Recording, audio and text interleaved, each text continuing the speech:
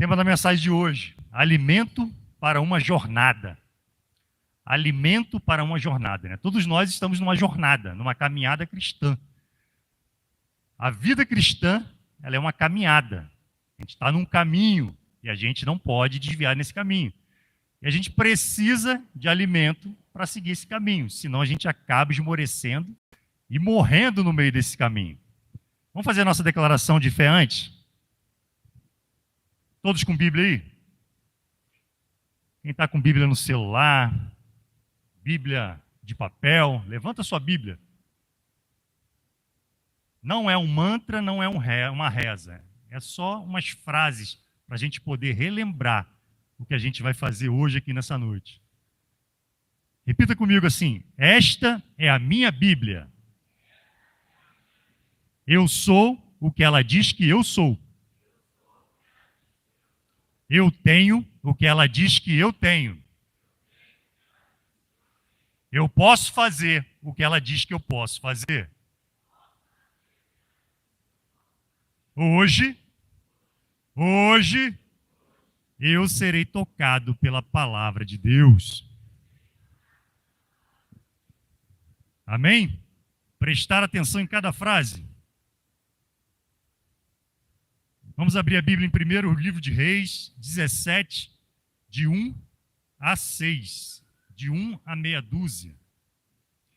Primeiro livro de Reis, 17, de 1 a 6. 6.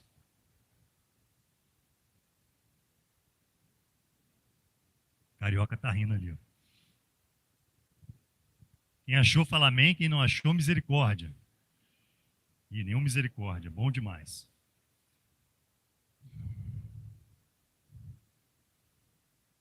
Primeiro livro de Reis, 17, de 1 a 6.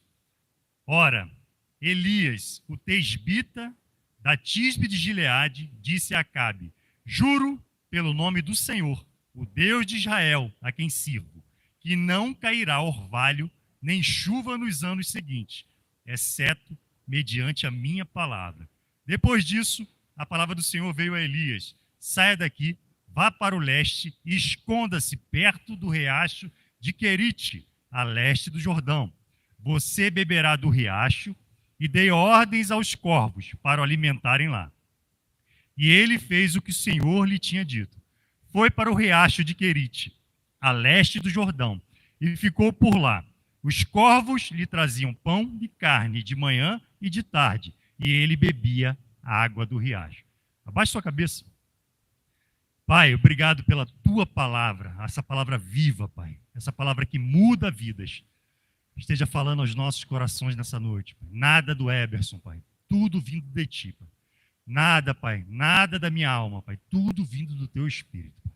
Em nome de Jesus, amém. Elias era um profeta que exerceu seu ministério na época do reinado de Acabe.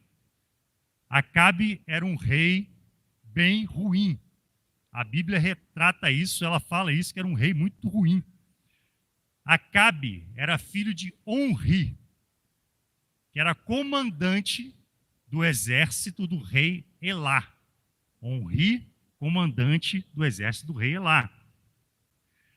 E Zinri, que era um oficial do rei Elá, conspirou contra esse rei Elá e tomou o governo, tomou o reino. Só que esse reinado durou apenas 7 dias. Esse Zinri. E Onri, pai de Acabe, ele foi consagrado rei, ungido rei, pelo exército dele, durante esse golpe de Zinri. E ele vai até Zinri e faz um cerco em volta da cidade, e Zinri, ele incendeia a cidade e taca fogo e morre queimado. Ele taca fogo na cidade e morre queimado. E Onri, que era o pai de Acabe, ele começa a reinar em Israel. Israel era o reino do norte, com a divisão de todo o Israel, né? Ficou Israel em cima e Judá embaixo, reino do sul. E Onri, ele reinou durante 12 anos. E o que a Bíblia fala sobre o reinado dele? Ele fez o que o Senhor reprova, mais que todos os outros que reinaram antes dele. Todos os reis que reinaram antes dele não fizeram nada pior que Onri, que era o pai de Acabe. E Acabe, ele casou com Jezabel, filha de Etibaal. Etibaal, ele recebeu esse nome porque as pessoas, eles davam nome, colocavam no nome dos filhos o Deus que ele adorava. Então, o pai de Etibaal, ele adorava Baal, e Etibaal adorava Baal. E Jezabel, esposa de Acabe, adorava Baal. Então, a gente tem aqui já 3 gerações de idolatria. E Jezabel foi essa mulher que casou com Acabe. E Jezabel é sinônimo de quê? Egoísmo, crueldade, manipulação. A gente tem até no evangeliquez, né? Essa mulher está com o espírito de Jezabel. Quem já não ouviu isso? Jezabel é um termo utilizado para uma mulher que é egoísmo, crueldade, manipulação. Não só a mulher, né? O homem também, né? Está com o espírito de Jezabel, né? E em Apocalipse 2:20, a gente encontra o nome Jezabel, né? Para referenciar uma mulher que se diz profetiza, mas com os seus ensinos, ela induz os servos do Senhor à imoralidade sexual e a comerem alimentos sacrificados a ídolos. E Acabe, quando ele se juntou com Jezabel, quando ele casou com Jezabel, ele começou a adorar Baal. Ele, não satisfeito só em adorar Baal, ele construiu um templo para Baal e um altar para Baal. Acabe, ele cometeu os mesmos erros de Salomão, que foi agradar as mulheres cananeias que estavam em volta, mulheres idólatras, construindo altares, templos para idolatrar em Israel. E Acabe reinou por 22 anos, e ele conseguiu o título, conseguiu ganhar o pai dele, como o pior dos reis. Acabe, ele conseguiu superar o seu pai em reprovação pelo Senhor. Acabe provocou a ira do Senhor mais do que todos os outros reis antes dele. E o que Deus, a gente olhando o Antigo Testamento ali, Deus, ele condena a idolatria de forma veemente. Tudo que substitui o lugar dele de adoração, de posição de Deus, ele condena. E Acabe foi pior de todos os reis, transformou Israel numa idolatria. E quando uma nação ela está sofrendo com a idolatria, Deus levanta profetas. Deus, ele usa profetas. Em que estado está o Brasil hoje? Deus vai levantar profetas no Brasil para melhorar essa nação, para mostrar quem é Deus dessa nação. E Elias, no primeiro ato de Elias, ele emite um decreto dos céus, que não ia mais chover, só com a palavra dele. O pastor Esdras costuma dizer, né, que a gente está no local dos decretos, né, congresso, onde é emitido os decretos, né. E o crente, ele emite decretos. Ele emite decretos, ele profetiza. A gente tem que emitir decretos para a nossa nação. Nosso país é próspero. Nosso país é abençoado. Nosso Deus, ele é o Senhor dessa nação. Nós temos que emitir decretos para essa nação. A gente está a uma beira aí de uma supertaxação, dia 1º de agosto. Algo que, se acontecer, a gente vai ver que muito desemprego, mas a gente tem um Deus em quem confiar. Nós temos uma palavra para emitir. Nós somos a igreja do Senhor. E nós temos que emitir decretos nessa nação, dizendo o que vai acontecer. E essa foi a palavra de Elias. Ele emitiu um decreto. E o primeiro decreto dele foi totalmente contra o que era o Deus Baal. Deus Baal era o Deus das chuvas, Deus das tempestades e Deus da fertilidade. porque chovia, molhava o solo, nascia, e aquilo ali era fértil, solo fértil. Então Deus Baal era o Deus da terra, Deus da fertilidade. E vem Elias e diz o quê? A terra ficará seca. Vocês que estão adorando esse Deus da fertilidade, o Deus da tempestade, o Deus das chuvas, vai lá e peça a ele agora, para ver se ele vai resolver o problema de vocês. Enquanto eu não emitir uma palavra, não vai chover mais em Israel. Essa é a posição da igreja. Emitir decretos. O Brasil é um país idólatra. Colocam tudo à frente de Deus. Dinheiro, poder, tudo à frente de Deus. E a igreja, ela está aqui para poder mudar isso. Só que Elias, ele passou por uma preparação. A gente vai seguir aqui uma sequência de preparação de Elias. O que ele fez antes de ser usado poderosamente? Deus manda ele para ser alimentado por corvos e por água de um riacho. Ele vai para um riacho de Querite, a leste do Jordão, para ser alimentado e preparado para o que ele tinha que ser enfrentado. A gente sabe que corvos, na Bíblia, era um animal impuro. O judeu ele não podia se alimentar dos corvos, porque ele é um animal que se alimenta de cadáveres, é um animal impuro. E Deus ele manda esse animal impuro entregar pão e carne para Elias. O que Deus está querendo dizer com isso? Por que Deus, tanta ave que ele poderia ter utilizado? Poderia ter utilizado uma pomba. Uma pomba que é o símbolo do Espírito Santo, para poder alimentar Elias. Mas ele utiliza um corvo para alimentar Elias. Por que isso?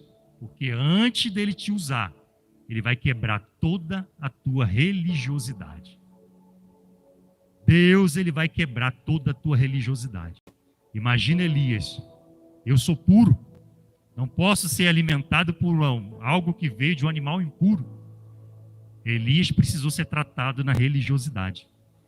Em Atos 10, Deus muda a mentalidade de Pedro. Pedro foi tratado da mesma forma na religiosidade dele. Quem conhece essa história de Pedro?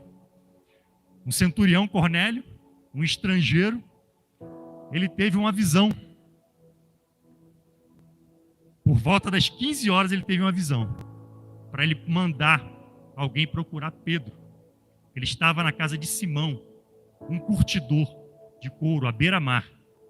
E ele pega 2 dos seus servos e um soldado fiel e manda atrás de Pedro. Ele chega lá e encontra Pedro.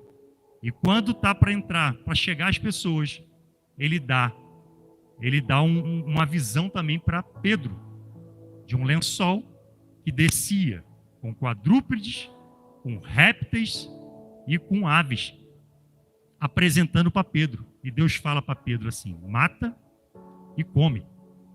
E Pedro ele fala o quê?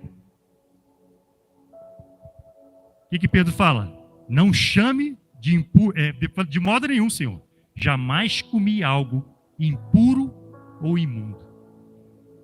E Deus fala para Pedro: não chame de impuro o que Deus purificou. Isso acontece por 3 vezes. Pedro sendo quebrado na religiosidade dele. Pedro sendo quebrado nas tradições dele.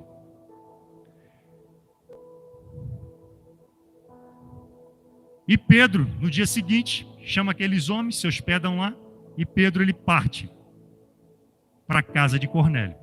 Chega na casa de Cornélio, quem está lá? Toda a família dele. Ele chama os familiares e chama os amigos mais íntimos para poder ouvir a palavra de Pedro.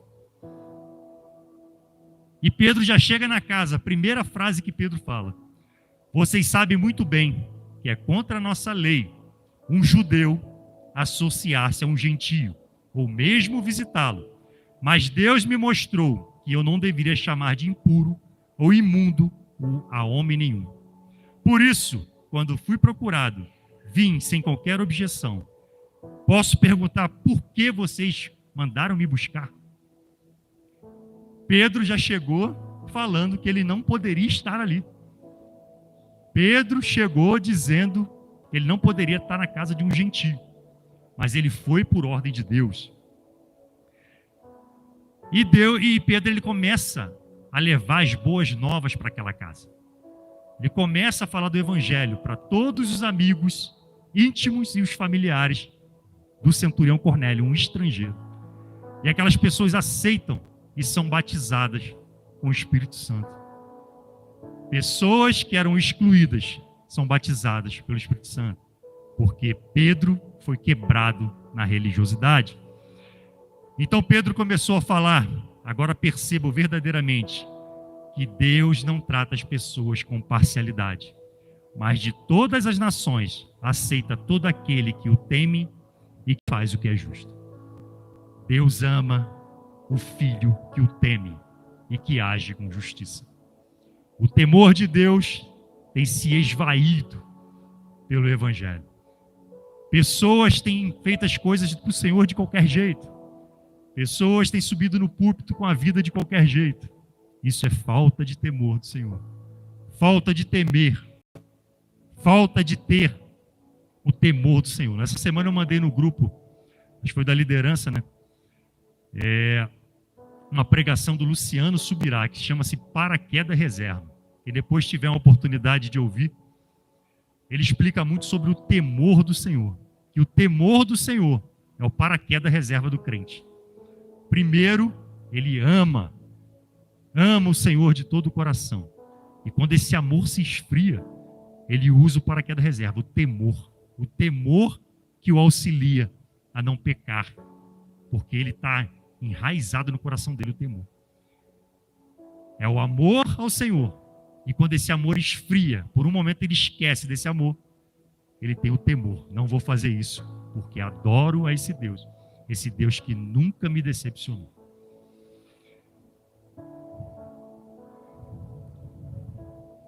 E como saber se eu sou religioso ou se eu sou um discípulo? Existem algumas formas de a gente filtrar isso. Pessoas são mais importantes que costumes e tradições.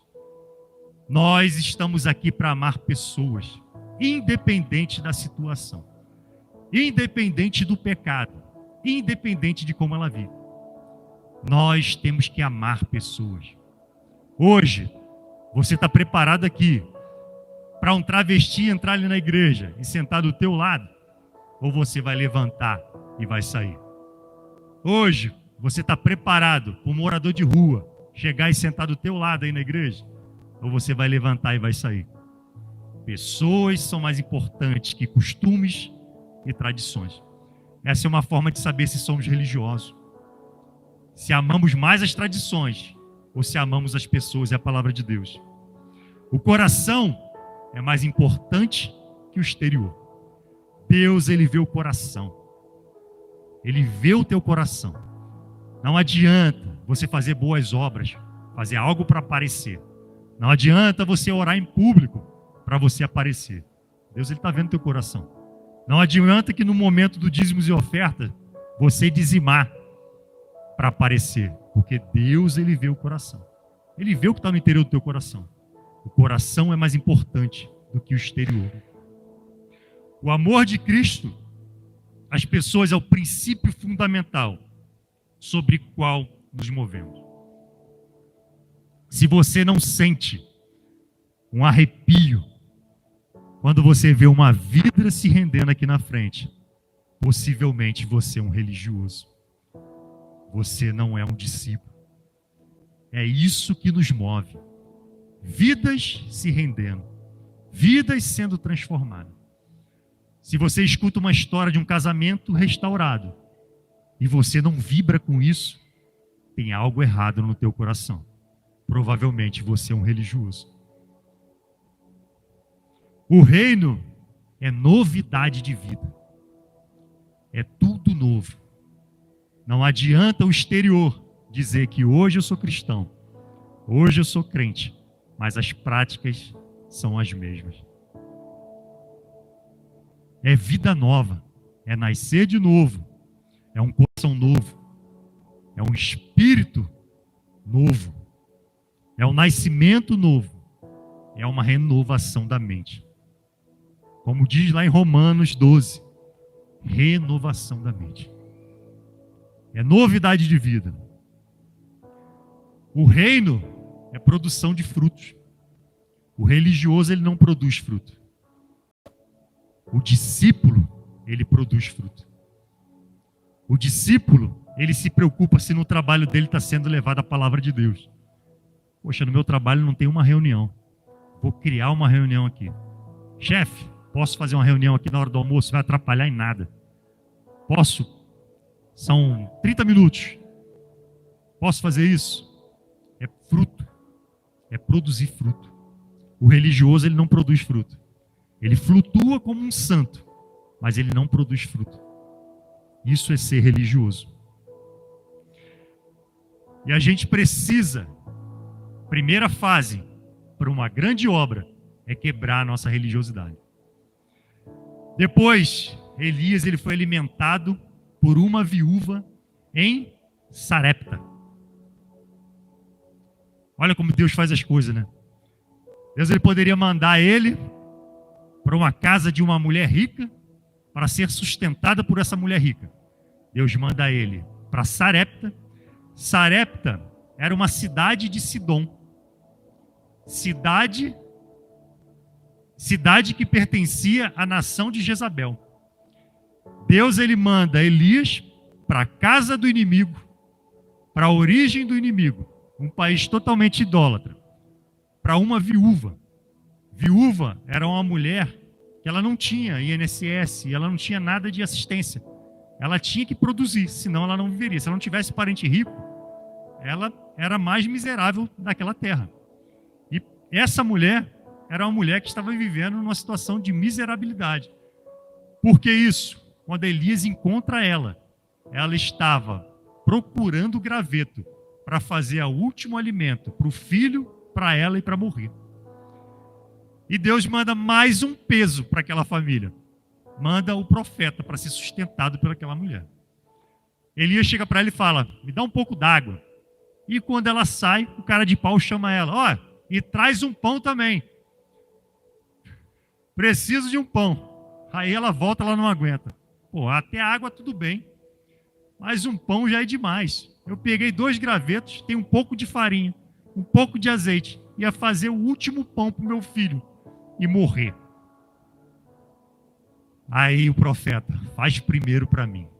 Qual a mãe aqui que ia fazer primeiro para o profeta? Faz primeiro para mim.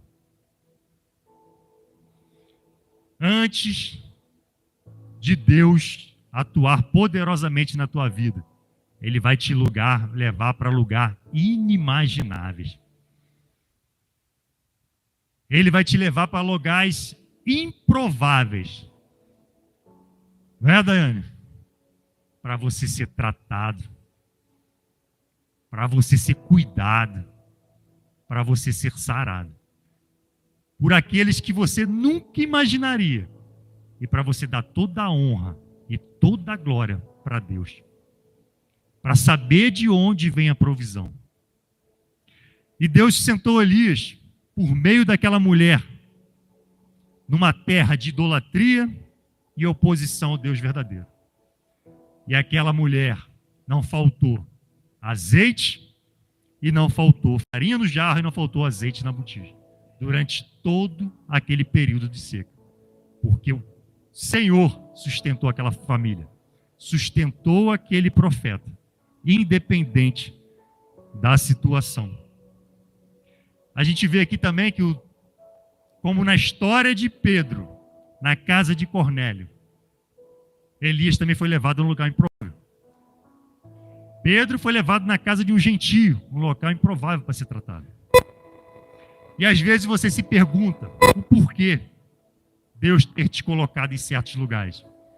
Por que Deus me colocou na igreja A, B ou C? Por que eu passei aquela dificuldade naquela igreja? Por que eu fui ferido por aquele líder? Por que Deus deixou isso acontecer? Por que eu fui colocado no trabalho tal? Por que eu estou trabalhando em tal lugar agora? Por que eu estou sendo maltratado nesse lugar? Por que Deus me colocou nessa família tal? Quando a gente casa, a gente entra numa família. Por que eu estou nessa família sofrendo? Por que as pessoas dessa família estão me maltratando tanto? É a pergunta que a gente faz. Mas não despreze o local que você foi inserido. Aprenda com ele. Aprenda com o trabalho. O que você está passando no trabalho. Aprenda com o que você está passando na família. Traga os ensinamentos que você aprendeu nas igrejas que você passou. As feridas que você teve. Essas feridas vão servir para curar. Nessas feridas que vocês vão curar o próximo. Eu e a minha esposa, a gente passou por uma igreja que a gente sofreu um certo abuso, né? Abuso de liderança. A gente passou muita coisa. E tudo que a gente passou, a gente usa hoje para aconselhar, para ajudar na cura das pessoas. O que a gente passou lá, a gente não pode desprezar. Tudo serviu de ferramenta, de aprendizado. E hoje a gente usa isso. E a gente, às vezes, no gabinete ali, olha para o outro e ri. Como que Deus faz as coisas? Aí você não entende, porque todas as coisas cooperam para o bem daqueles que amam a Cristo, segundo o seu propósito. Todas as lutas são todas as coisas, não é só as coisas boas. Elas servem para te tratar, para te moldar, para te fazer crescer. Olha para esse local que você está hoje e aprenda com ele. Cresça com ele. Cresça com esse local. E Deus vai transformar a sua vida. Depois que você passa por essas fases, Deus te usa de forma sobrenatural. Deus manda Elias se apresentar a Acabe, depois de 3 anos, e dizer para ele que a chuva viria. Depois de 3 anos, a chuva viria. O decreto ali tinha mudado. A seca não iria chover enquanto não houvesse uma palavra. Agora mudou. Iria chover. Elias encontra Obadias, né? Obadias cheio de medo. Vai e avisa Acabe. Avisa que agora vai chover, eu quero falar com ele. E Obadias fica com medo, né? Com medo, porque Acabe estava procurando Elias em diversas nações. Ele fica assustado com isso. Mas vai lá, avisa ele. Eu não vou fugir, eu vou falar com ele. E Elias convoca todo Israel. Convoca os 450 profetas de Baal e os 400 profetas de Aserá, que comiam na mesa de Jezabel. Foi uma grande reunião. Chamou muita gente, 450, todo o povo de Israel, 400 profetas de Aserá, para mostrar quem era o Deus verdadeiro. E Elias confronta o povo. Antes de começar qualquer poder, qualquer ação de Deus, ele confronta o povo. Até quando vocês vão oscilar entre 2 opiniões? O Alessandro falou aqui que nessa igreja aqui, ele nunca ouviu tanto falar sobre posicionamento. Mas a gente é obrigado a se posicionar. A gente está sempre em 2 opiniões, 2 caminhos. Caminho estreito, caminho largo, porta estreita, porta larga. Somos obrigados a se posicionar. E Elias chama o povo e fala: até quando vocês vão oscilar entre 2 opiniões? Entre céu e inferno. Hoje, as nossas 2 opiniões. Entre céu e inferno. Aquele povo, Baal ou o Deus verdadeiro. Ele chama o povo para um posicionamento, um confronto. Até quando? E ele começa, pede 2 novilhos. Pede para os profetas de Baal, escolhe um novilho. Começa aí a clamar pelo Deus de vocês, Baal, para que desça fogo do céu e queime essa oferta. Por volta de meio-dia, Elias começa a zombar deles. E aí? Seu Deus está dormindo? O que ele está fazendo? Deve estar viajando. Grita mais alto. Depois do meio-dia começaram a se cortar. Começaram a se bater. E nada de Baal responder. Aí entra Elias. Elias restaura Às 18 horas, Elias começa a atuar. Ele repara o altar que estava em ruínas.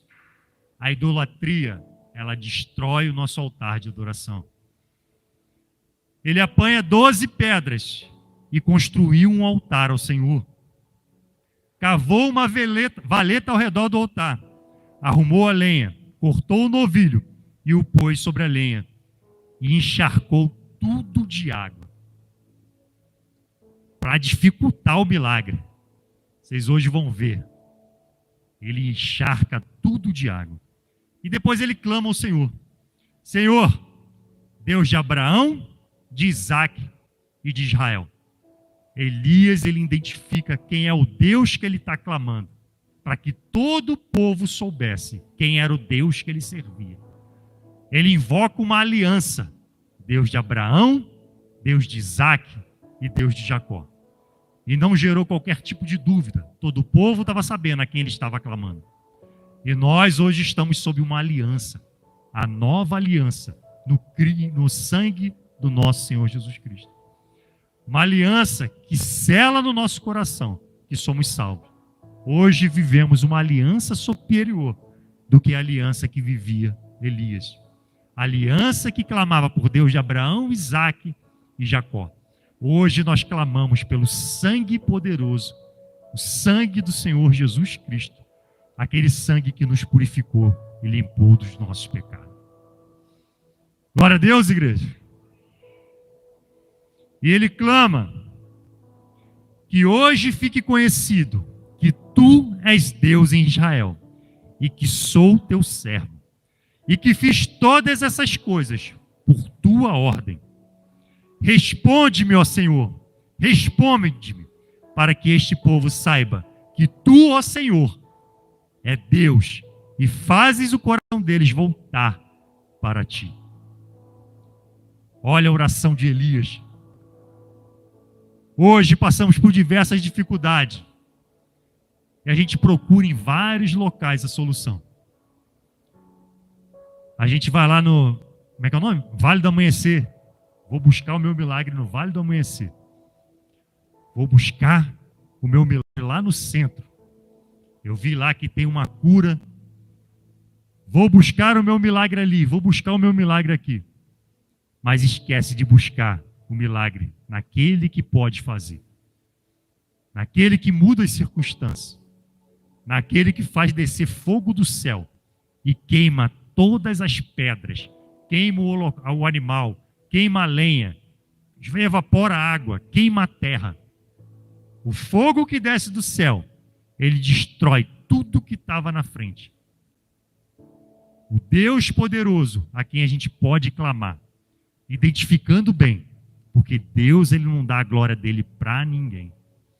Quantas pessoas que você conhece que recebeu a cura de Deus e deu a honra a outro? Você sabe o fim dessa pessoa, que dá honra a outro, não dá honra ao Deus que fez a cura, o Deus da cura. No momento da dificuldade, clamou ao Senhor, ele curou, mas deu a honra a outro. Toda a honra e toda a glória é do nosso Senhor. E o povo, quando desceu o fogo do céu, ele se prostrou e reconheceu que o Senhor é Deus. Elias mata os 450 profetas de Baal e acaba com os profetas de Baal para mostrar quem era o único Deus verdadeiro. Depois disso, Elias foge e Elias é alimentado mais uma vez. A gente já passou por vários alimentos aqui de Elias, né? Ele foi alimentado por corvos. Ele foi alimentado pela viúva. E agora, depois do milagre, depois do operar, ele é alimentado por anjo. Um anjo vai e alimenta Elias. Depois de Deus te usar, as perseguições vão aumentar. Jezabel vai se levantar contra a sua vida. Mas Deus, ele vai enviar anjo para te alimentar. Você tem que lembrar do posicionamento. Não pode voltar atrás. Manter que Deus vai mandar anjo.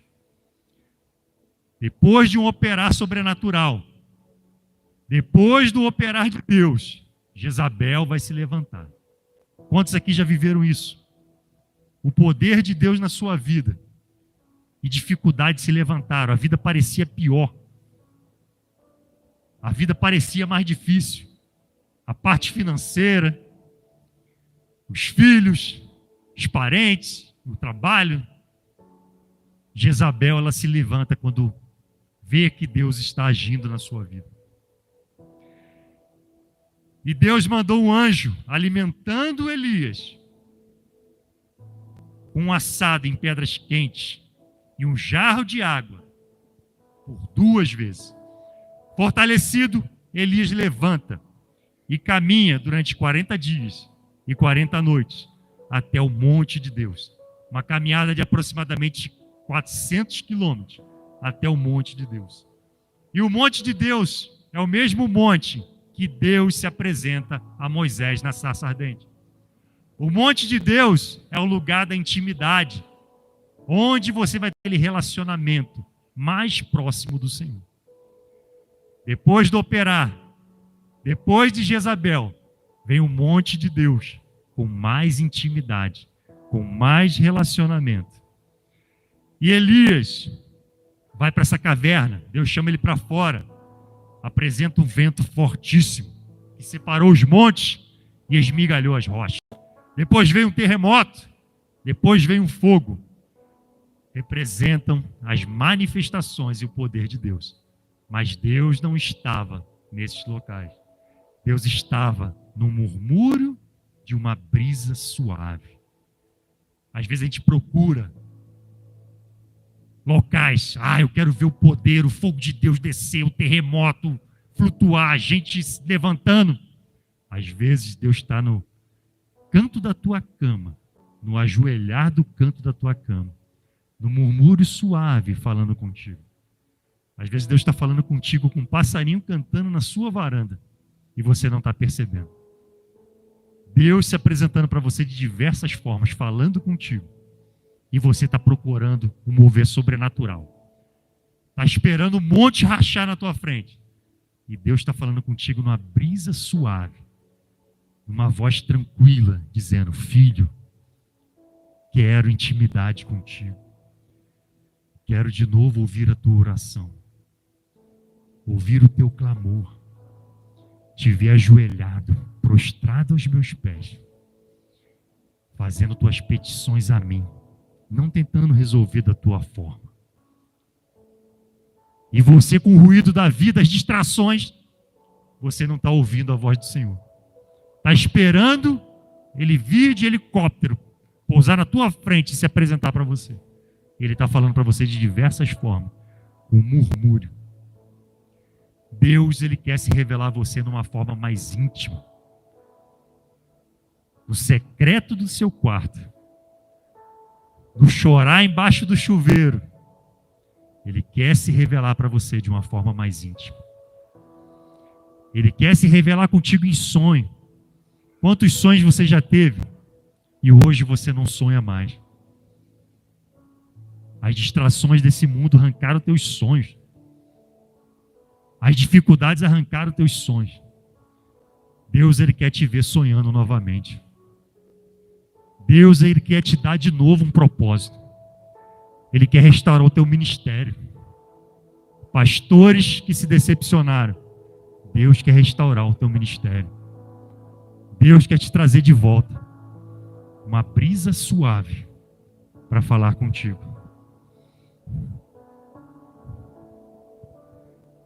Na jornada cristã, não pode faltar o alimento. Sempre se alimentando. Deus vai providenciar corvos. Deus vai providenciar viúva. Deus vai providenciar anjos. Deus vai fazer. Não da forma que a gente quer. Não da forma que a gente planeja. Da forma superior, que é a forma de Deus agir. Mas a caminhada não pode faltar alimento. O crente não pode parar de se alimentar. Estão chegando os dias, declara o Senhor, o soberano, em que enviarei fome a toda esta terra. Não fome de comida, nem sede de água, mas fome e sede de ouvir as palavras do Senhor. Nós temos que estar cheios. Estamos chegando no fim dos tempos. Essa palavra aqui está se cumprindo. Pessoas vão clamar, vão bater na tua porta, querendo palavra de salvação. E você tem que estar alimentado, forte, para poder alimentar os que baterão. Encha-se da palavra de Deus. Encha-se do poder de Deus para ser usado na vida dessas pessoas. Para ser usado. Para ser usado. Às vezes você pede, Senhor, quero ser usado. Me use. Mas o que você tem feito? Você pede para ser usado, mas você não se posiciona. Você não enche as suas panelas. Você não enche a sua vida. Você não tem alimento para dar. Como é que Deus vai mandar o faminto para a sua vida, se você não tem alimento para distribuir? Posicione-se. Encha as suas panelas, que pessoas virão com fome. É a palavra do Senhor.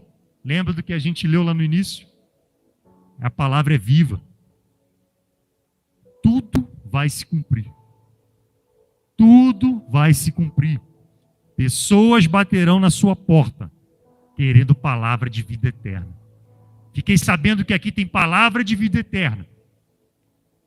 Eu quero ouvir essa palavra de vida eterna. Você conhece o plano da salvação de cós salteado? Você sabe explicar porque Jesus morreu na cruz pelos seus pecados? Ou você não sabe explicar a importância desse sacrifício? Você sabe explicar o poder que é no nome de Jesus? Uma pessoa que vem clamar por você, que você ore, que Deus a cure. Você sabe o que está escrito aqui sobre cura? Para você ministrar sobre a vida dessa pessoa a cura? Busque, encha-se, que as pessoas virão e clamarão. E quem é o nosso pão? A gente viu ali nas 3 passagens. Elias, o corvo, ele traz pão e carne. A viúva, ele pede pão, ela vai e faz um bolo, mas se você buscar lá no original, é pão também. O texto original diz que é pão. E no terceiro episódio, o anjo traz pão. Só pão. Elias só comia pão. E quem é o nosso pão? Jesus Cristo. Declarou-lhe Jesus: digo-lhe as verdades. Não foi Moisés quem lhes deu pão do céu, mas é meu Pai quem lhes dá o verdadeiro pão do céu. Pois o pão de Deus é aquele que desceu do céu e dá a vida ao mundo. Disseram eles: Senhor, dá-nos, Senhor, desse pão. Então Jesus declarou: eu sou o pão da vida. Aquele que vem a mim nunca terá fome. Aquele que crê em mim nunca terá sede. Chama o louvor, por favor. Elias foi alimentado pelo pão. O pão que rapidamente ele precisou ser alimentado. Nós temos hoje acesso a um pão que nos alimenta. Um pão que nos ajuda na caminhada cristã, que é Jesus Cristo. O pão vivo que desceu do céu. Jesus, representado pelo maná, lá na época de Moisés. O povo lá vibrando, porque descia maná do céu diariamente. E Jesus fala: não foi Moisés não que deu o pão, meu Pai, que ele dá o pão verdadeiro que desceu do céu. Você está vendo aqui? Só o pão que desceu do céu. O pão que te alimenta. O pão que transforma a tua vida e que te auxilia durante a caminhada cristã.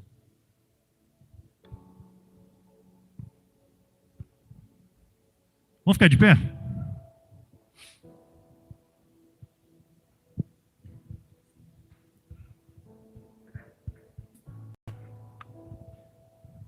A gente passou por toda a história de Elias aqui. Faltou alguns detalhes da história, né? Nem toda, né? Depois o povo lê em casa.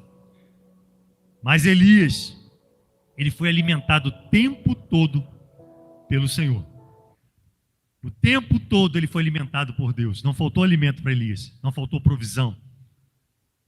e das maneiras mais improváveis, das maneiras que ele nem poderia imaginar, né? Dos locais mais improváveis que Elias não poderia nem imaginar. Às vezes você está pensando assim, como é que eu vim parar nessa igreja hoje? Você recebeu um convite no local que você nem imaginava estar hoje, para ouvir um carioca falando sobre a vida de Elias. Mas Deus te trouxe aqui. O Espírito Santo de Deus te trouxe aqui. Muitas dificuldades para poder chegar até aqui. Tenho certeza disso. O espírito de Jezabel, ele tentou te impedir de todas as formas de chegar aqui neste lugar. Tentou te impedir de que você tenha um posicionamento, uma escolha entre duas opções. Sim ou não? Frio ou quente? O morno, ele é vomitado. O morno, ele é lançado fora. E hoje você está aqui nessa igreja, independente de placa, de denominação, porque Deus está te chamando, porque Ele quer te alimentar. Ele quer te dar a provisão. Ele está te oferecendo o pão vivo que desceu do céu. Eu gostaria de te convidar agora para que você louvasse comigo